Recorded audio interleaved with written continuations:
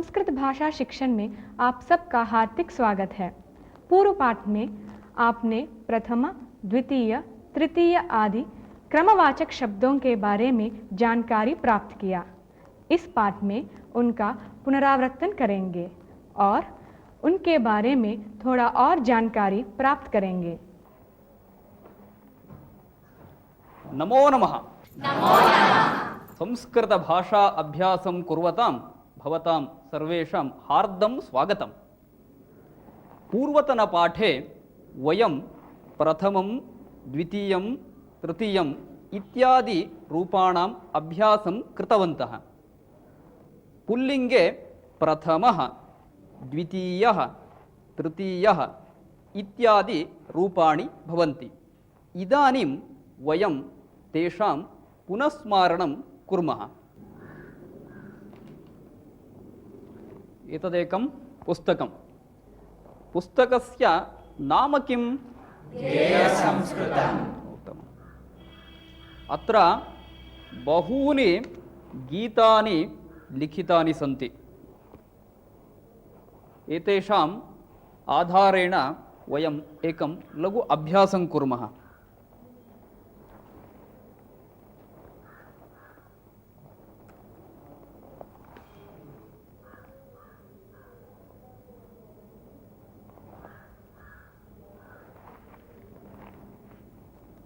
प्रथमं गीतम् अस्ति नमो भगवती। भवन्तः वाक्यानि वदन्तु। शूरा वयं। द्वितीयं गीतम् अस्ति। जयतु संस्कृतम्। तृतीयं गीतम् अस्ति। जागृहि जागृहि। चतुर्थं गीतम् अस्ति। मनसा सततं। पञ्चमं गीतम् अस्ति। जयतु जननी। षष्ठं गीतम् अस्ति। भारत धरणी। सप्तमं गीतम् अस्ति। संस्कृत चमूः। अष्टमं गीतम् अस्ति। इदानीं वयं प्रथमः, द्वितीयः इत्यादि पुल्लिङ्गरूपाणाम् अभ्यासं कुर्मः।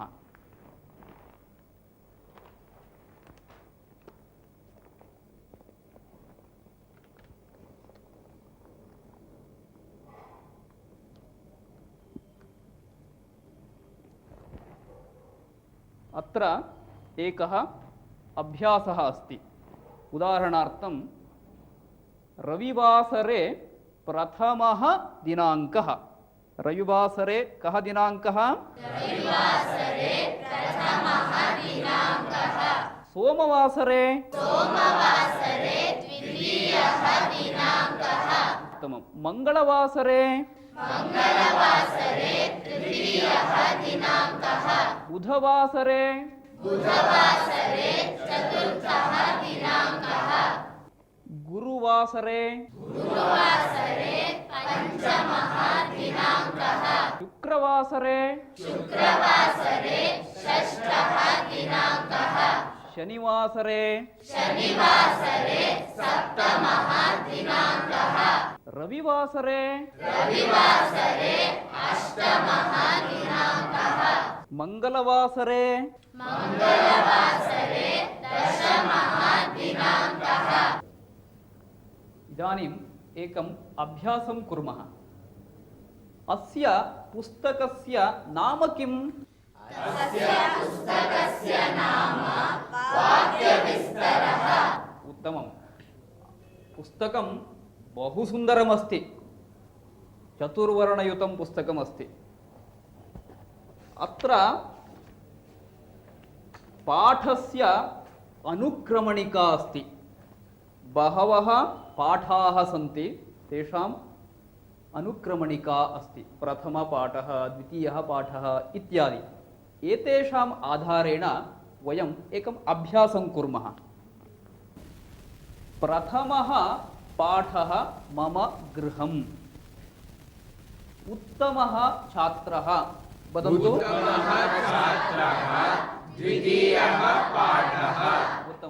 वर्षाकालः वर्षाकालः तृतीयः पाठः मथुरायात्रा मथुरायात्रा चतुर्थः पाठः मम दिनचर्या मम दिनचर्या पञ्चमः पाठः विद्यालयः विद्यालयः षष्ठः पाठः उपदेशः उपदेशः सप्तमः पाठः राणाप्रतापः राणाप्रतापः अष्टमः पाठः इदानीं वयम् एकं नूतनम् अंशं जानीमः।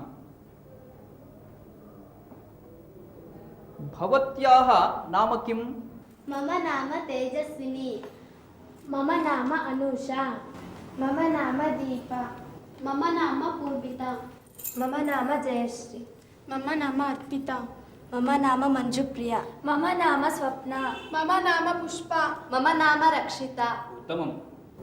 इदानीं संख्यां वदन्तु। 1 2 3 4 5 6 7 8 9 10 प्रथमा बालिका तेजस्विनी। प्रथमा बालिका तेजस्विनी। प्रथमा बालिका का? प्रथमा बालिका तेजस्विनी। मम नाम अनुषा। अनुषा द्वितीया बालिका। मम नाम दीपा। दीपा तृतीया बालिका। पूर्विता कतमा बालिका? पूर्विता चतुर्थी बालिका। मंजुप्रिया कतमा बालिका? मंजुप्रिया पंचमी बालिका। मम नाम अर्पिता। अर्पिता षष्ठी बालिका। मम नाम जयश्री। जयश्री सप्तमी बालिका। मम नाम स्वप्ना। स्वप्ना अष्टमी बालिका। मम नाम पुष्पा। पुष्पा नवमी बालिका। मम नाम रक्षिता। रक्षिता दशमी बालिका। अधुना एकम् अभ्यासं कुर्मः। अत्र संगीतस्पर्धायाः परिणामः घोषितः अस्ति। संगीतस्पर्धायाः परिणामः अत्र घोषितः अस्ति। कनकलता प्रथमा। प्रथमा का? कनकलता प्रथमा सुषमा। सुषमा द्वितीया नलिनी। नलिनी तृतीया माधुरी।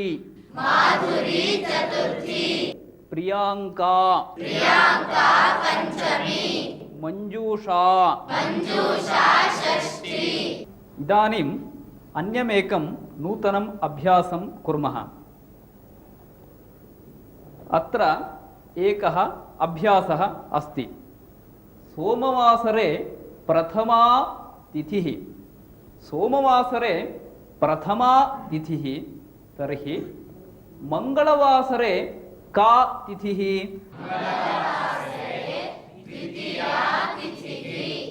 बुधवासरे तृतीया तिथिः। गुरुवासरे चतुर्थी तिथिः। शुक्रवासरे पंचमी तिथिः। शुक्रवासरे पंचमी तिथिः। बुधवासरे का तिथिः? बुधवासरे तृतीया तिथिः। शनिवासरे षष्ठी तिथिः। भानुवासरे सप्तमी तिथिः। सोमवासरे अष्टमी तिथिः। शुक्रवासरे का तिथिः? शुक्रवासरे पंचमी तिथिः। मंगलवासरे नवमी तिथिः। बुधवासरे दशमी तिथिः। गुरुवासरे एकादशी तिथिः। शुक्रवासरे द्वादशी तिथिः। शुक्रवासरे द्वादशी तिथिः। मंगलवासरे का तिथिः? मंगलवासरे नवमी तिथिः। उत्तमम्। शनिवासरे त्रयोदशी तिथिः। भानुवासरे चतुर्दशी तिथिः। भवती वदतु सोमवासरे का तिथिः? सोमवासरे अष्टमी तिथिः। उत्तमं। भवती वदतु बुधवासरे का तिथिः? बुधवासरे तृतीया तिथिः। मंगलवासरे द्वितीया तिथिः। भवान् वदतु शनिवासरे का तिथिः? शनिवासरे षष्ठी तिथिः। अब आप जान गए होंगे कि क्रमवाचक शब्दों में स्त्रीलिंग रूप प्रथमा, द्वितीया, तृतीया ऐसे होते हैं, लेकिन चतुर्थ शब्द के बाद सभी रूप ईकारांत होते हैं, जैसे चतुर्थी, पंचमी, षष्ठी, सप्तमी आदि। इदानीं वयम् एकम् अभ्यासं कुर्मः। यथा रामायणं प्रथमं काव्यं। रामायणं प्रथमं काव्यं। श्रीरामचन्द्रः दशरथस्य प्रथमः पुत्रः। श्रीरामचन्द्रः दशरथस्य प्रथमः पुत्रः। आर्यभटः भारतस्य प्रथमः उपग्रहः। आर्यभटः भारतस्य प्रथमः उपग्रहः। कैकेयी दशरथस्य तृतीया पत्नी। कैकेयी दशरथस्य तृतीया पत्नी। इंदिरा गांधी भारतस्य सप्तमी प्रधानमन्त्रिणी। इंदिरा गांधी भारतस्य सप्तमी प्रधानमन्त्रिणी। इदानीं भवन्तः एकैकं वाक्यं रचयन्ति? अस्तु, कृपया वदतु। लाल बहादुर शास्त्री भारतस्य द्वितीयः प्रधानमन्त्री। शिवस्य तृतीयं नेत्रमपि अस्ति। उत्तमम्। एस्.एन्. कृष्ण कर्णाटकस्य प्रथमः उपमुख्यमन्त्री। राजेन्द्र प्रसादः भारतस्य प्रथमः राष्ट्रपतिः। गणेशः शिवस्य प्रथमः पुत्रः। उत्तमम्। दुर्योधनः धृतराष्ट्रस्य प्रथमः पुत्रः। युधिष्ठिरः पाण्डुमहाराजस्य प्रथमः पुत्रः। परीक्षायाम् अष्टमः पाठः नास्ति। भारतदेशः हाकी क्रीडायां प्रथमं स्थानम् अलभत। अष्टमकक्षे रामायणकथा दशमः पाठः अस्ति। अष्टमकक्षायां रामायणकथा दशमः पाठः अस्ति। उत्तमम्। भवती वदति वा? अर्जुनस्य प्रथमा पत्नी द्रौपदी। हिडिम्बा भीमस्य प्रथमा पत्नी। कल्पना चावला भारतस्य प्रथमा गगनयात्रिणी। पंडिता क्षमाराव शंकरपाण्डुरङ्गस्य चतुर्थी पुत्री। शंकराचार्यः आर्याम्बायाः प्रथमः पुत्रः। अहं विद्यालये प्रथमा। अहं विद्यालये प्रथमा अस्मि। अहं विद्यालये प्रथमा अस्मि। इंदिरा गांधी भारतदेशस्य प्रथमा महिला प्रधानमन्त्रिणी। अंबेडकर महोदयः रामजी सक्पालस्य चतुर्दशः पुत्रः। सी.आर्. चन्द्रशेखर महोदयः कल्याणनगरस्य प्रथमः विख्यातः मनश्शास्त्रज्ञः। चतुरङ्गक्रीडायां विश्वनाथन् आनन्दः प्रथमः। अहं मम मातुः पञ्चमः पुत्रः। अहं मम मातुः पञ्चमः पुत्रः। श्रीरामचन्द्रः दशरथस्य प्रथमः पुत्रः। भवान् कतमः पुत्रः? अहं द्वितीयः पुत्रः। भवती कतमा पुत्री? अहं द्वितीया पुत्री। उत्तमम्। भवती कतमा पुत्री? अहं प्रथमा पुत्री। भवान् कतमः पुत्रः? अहं तृतीयः पुत्रः। उत्तमम्। वयम् इदानीम् एकम् अभ्यासं कुर्मः। अहं शब्दान् वदामि, भवन्तः प्रथमः, प्रथमा, प्रथमम् एतेषु योग्यं रूपं योजयन्तु। उदाहरणार्थं बालकः, प्रथमः बालकः। स्नेहितः, भवान् वदतु। प्रथमः स्नेहितः। सखी, प्रथमा सखी। पुत्रः, प्रथमः पुत्रः। पुत्री, प्रथमा पुत्री। इदानीं भवन्तः योग्यं रूपं योजयित्वा वाक्यानि रचयन्तु। स्नेहितः, पुत्रः, पुत्री, मार्गः, उपमार्गः, नगरं, गृहं। अब आप एक गणेश स्तुति सुनिए जिसमें प्रथम से 12 तक क्रमवाचक शब्दों का प्रयोग किया गया है। प्रणम्य शिरसा देवं गौरीपुत्रं विनायकं भक्तावासं स्मरे नित्यम् आयुष्कामार्थसिद्धये। प्रथमं वक्रतुण्डं च एकदन्तं द्वितीयकं तृतीयं कृष्णपिङ्गाक्षं गजवक्त्रं चतुर्थकं लम्बोदरं पञ्चमं च षष्ठं विकटमेव च सप्तमं विघ्नराजं च धूम्रवर्णं तथाष्टमं नवमं बालचन्द्रं च दशमं तु विनायकम् एकादशं गणपतिं द्वादशं तु गजाननम् द्वादशैतानि नामानि त्रिसन्ध्यं यः पठेन्नरः न च विघ्नभयं तस्य सर्वसिद्धिकरं प्रभो सर्वसिद्धिकरं प्रभो सर्वसिद्धिकरं प्रभो। इदानीं वयम् एकं सुभाषितं शृण्मः।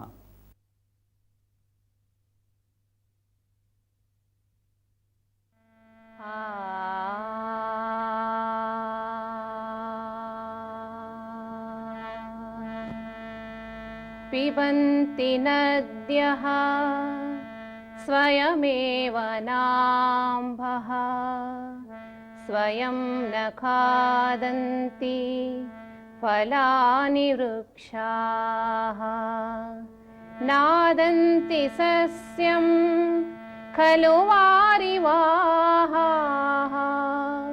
परोपकाराय सतां विभूतयः। पिबन्ति नद्यः स्वयमेव नाम्भः स्वयं न खादन्ति फलानि वृक्षाः नादन्ति सस्यं खलु वारिवाः परोपकाराय सतां विभूतयः परोपकाराय सतां विभूतयः परोपकाराय सतां विभूतयः। सुभाषितस्य अर्थः एवमस्ति। नद्यः जलं न पिबन्ति अन्येभ्यः यच्छन्ति। एवमेव वृक्षाः फलं न खादन्ति परेषां निमित्तमेव ददति। मेघाः वर्षन्ति तेन सस्यानि वर्धन्ते परन्तु मेघाः स्वयं सस्यानि न खादन्ति। एवमेव सज्जनाः परोपकारं कुर्वन्ति स्वनिमित्तं ते किमपि न रक्षन्ति अन्येषां निमित्तमेव सज्जनाः परोपकारं कुर्वन्ति। सुभाषित का अर्थ, नदियों में पानी बहता है लेकिन नदियाँ खुद जल नहीं पीते हैं। वृक्षों में फल होते हैं लेकिन पेड़ खुद फल नहीं खाते हैं। मेघ जल बरसाता है उससे सस्य समृद्धि होती है लेकिन बादल वह सस्य नहीं खाता है। ऐसे ही सत्पुरुषों की सारी संपत्ति परोपकार के लिए ही होती है।